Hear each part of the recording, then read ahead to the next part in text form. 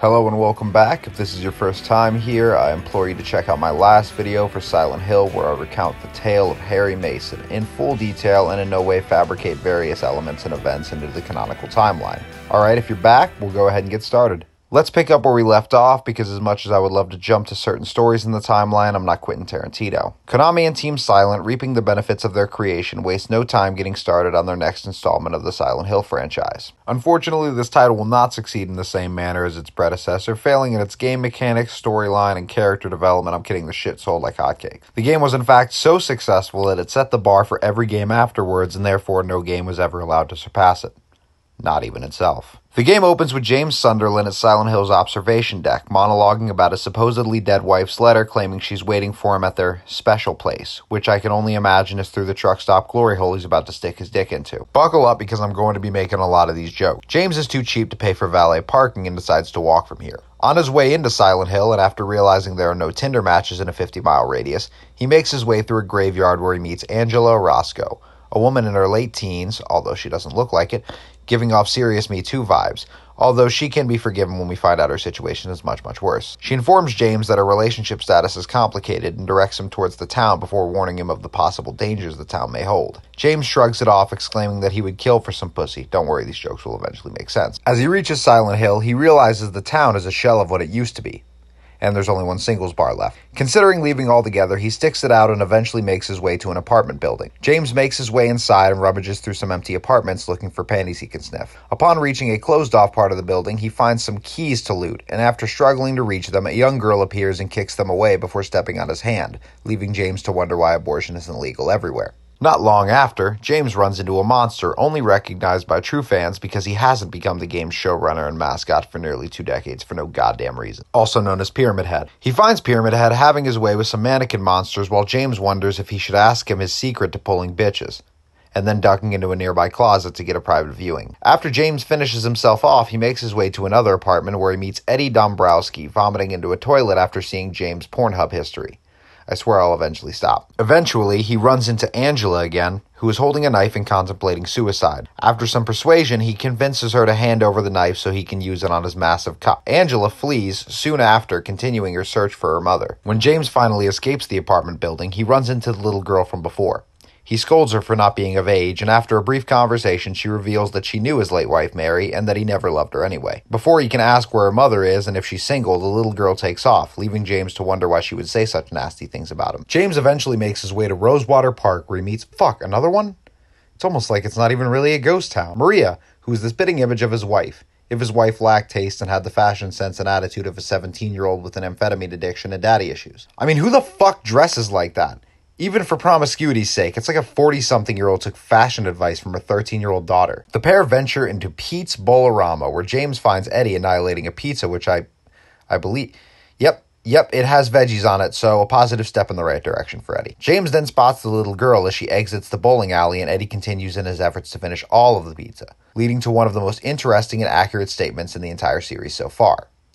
Well, I mean, look at him. Eddie reveals that the little girl's name is Laura, and in Laura's words, Eddie would only slow her down. Fair assumption. And James chases after her. James and Maria's pursuit leads to Heaven's Night, a location that James should know intimately, no pun intended, before reaching Brookhaven Hospital. The pair spot Laura entering and the chase continued. Inside, Maria falls ill before retreating into a hospital room. James offers to take her clothes off to make her more comfortable, but Maria declines and James continues on his own. After finding Laura once again, he becomes frustrated that she knew Mary for the past year and didn't play up how cool and nice he is or giving her a Snapchat. After seemingly coming to a standstill, the pair exit before Laura pleads with James to come with her to collect something important. James objects until he finds out that it's a letter from Mary and quickly backtracks his statement in the pursuit of getting laid. Laura, being the poster child for birth control, tricks James and locks him in a room before escaping once again.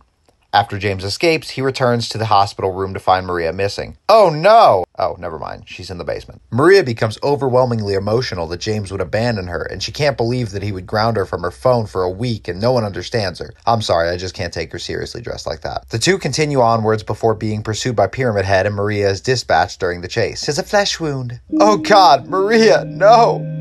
If only that miniskirt and thigh-high boots were more practical for exploration. Alright, back to it. With that mess out of the way, James leaves the hospital and finds a key hidden under a statue for the Silent Hill Historical Society. Reinvigorated with a sense of purpose after moving forward from the tragic loss of Maria— oh fuck, she's still alive. Maria is trapped inside a cell just as James is trapped listening to her recount Mary's memories. Or some bullshit, I don't know, I wasn't paying attention. Maria makes a few advances at James, but James, standing firmly against betraying his wife, quickly looks for a way inside the cell. Unfortunately, once he arrives, Maria is already dead. Wondering if this interaction was part of a delusion, and if anyone is looking, he takes advantage of the situation and unzips his pants. Some context from a newspaper article gives us some insight into why Angela's character arc is so goddamn depressing. Angela murdered her father after years of sexual abuse by him and her brother. Shit, this got dark.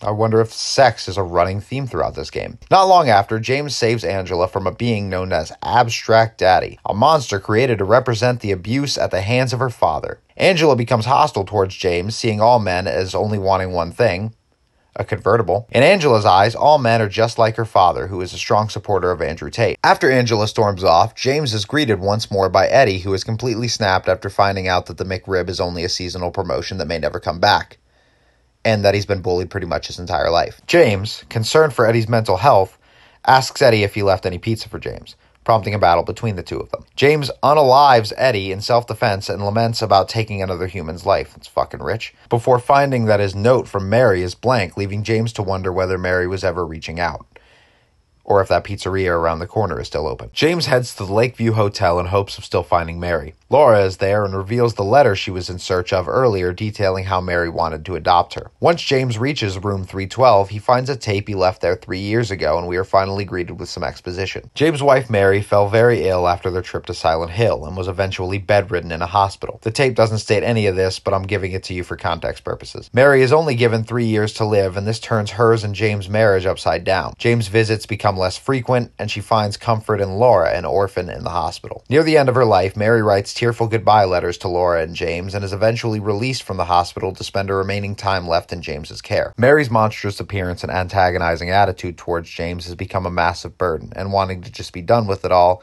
he decides to smother his wife to death, before looking around cautiously and unzipping his pants. James, remembering what he had done, takes a moment to collect his thoughts. Laura, ready to finally leave Silent Hill, finds James, and he reveals what he had done, prompting Laura to run off, cursing James. James picks up a message from Mary on his radio, pleading with him to come find her. James begins to leave the hotel before bumping into Angela just chilling on a burning staircase. She requests that James returns her knife so that she can open some mail she has, before telling James that she will be right back and heading up the burning staircase, never to be seen again. In the lobby of the hotel, James finds Maria still alive, for fuck's sake. She is then murdered by 2 pyramid heads, and James now realizes they were created out of his guilt and anguish over the murder of his wife. After James weakens them, having served their purpose, they impale themselves on their own spears. Walking down a hallway and up a long staircase, James can hear an interaction between him and Mary, in which Mary rejects James' proposal to throw on some clown shoes and peg him to the soft and sultry singing of Celine Dion. James is led outside to the rooftop, where he is greeted by Mary,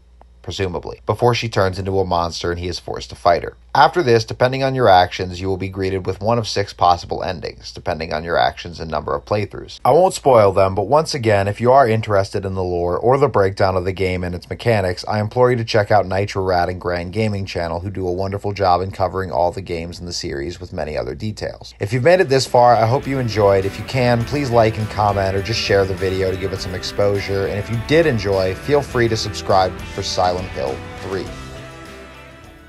What are you doing, step monster? Okay, I'm sorry, I'll stop.